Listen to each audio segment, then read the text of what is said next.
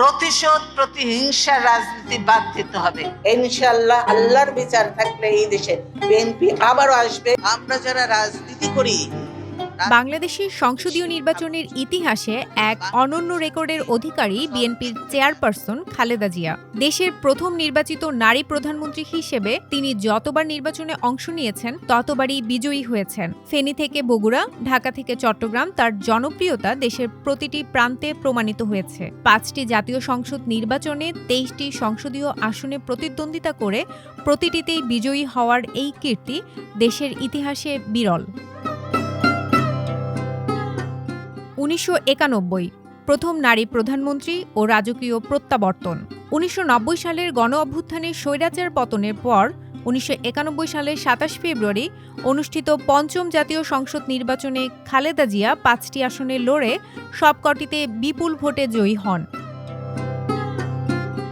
আসন: বগুড়া 7, ঢাকা 5, ঢাকা 9, ফেনী 1 ও চট্টগ্রাম 8। ফলাফল: এই জয়ের মাধ্যমে তিনি বাংলাদেশের প্রথম এবং মুসলিম বিশ্বের দ্বিতীয় নারী প্রধানমন্ত্রী হওয়ার গৌরব অর্জন করেন। উল্লেখ্য, এই নির্বাচনে বিএনপি 140টি আসনে জয়লাভ করে সরকার গঠন করেছিল। 1996 ফেব্রুয়ারি স্বল্পস্থায়ী ষষ্ঠ সংসদ। 1996 সালের 15 ফেব্রুয়ারি ষষ্ঠ জাতীয় সংসদ নির্বাচনে বিএনপি এককভাবে অংশগ্রহণ করে। সেই নির্বাচনেও খালেদা জিয়া 5টি আসনে বিজয়ী হয়েছিলেন: ফেনী 1 ও 2, বগুড়া 7, সিরাজগঞ্জ 2 ও রাজশাহী 2।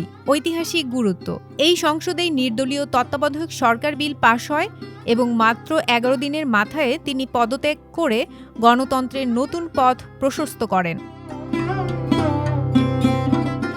1996 জুন প্রতিকূল পরিবেশেও অটুট জনপ্রিয়তা। 1996 সালের জুনে অনুষ্ঠিত সপ্তম জাতীয় সংসদ নির্বাচনে আওয়ামী লীগ সরকার গঠন করলেও খালেদা জিয়াকে পরাজিত করা সম্ভব হয়নি। বগুড়া 6, বগুড়া 7, ফেনী 1, লক্ষ্মীপুর 2 ও চট্টগ্রাম 1। ফলাফল: 5টি আসনে প্রতিদ্বন্দ্বিতা করে সবকটিতেই তিনি বিজয়ী হন এবং সংসদে বিরোধী দলীয় নেত্রীর ভূমিকা পালন করেন। রেকর্ড ভোটে বিজয় ও তৃতীয় মেয়াদ। 2001 সালের 1 অক্টোবর অনুষ্ঠিত অষ্টম সংসদ নির্বাচনে খালেদা জিয়ার জনপ্রিয়তার নতুন উচ্চতায় পৌঁছায়। বগুড়া 6, বগুড়া 7, খুলনা 2, ফেনী 1 ও লক্ষ্মীপুর 2। পরিসংখ্যান: এই নির্বাচনে তিনি প্রতিটি আসনে রেকর্ড পরিমাণ ভোট পান। বিশেষ করে বগুড়া 6 আসনে তিনি 2,27,355 ভোট 78.9% পেয়েছিলেন। এই জয়ের মাধ্যমে তিনি তৃতীয়বারের মতো বাংলাদেশের প্রধানমন্ত্রী হন।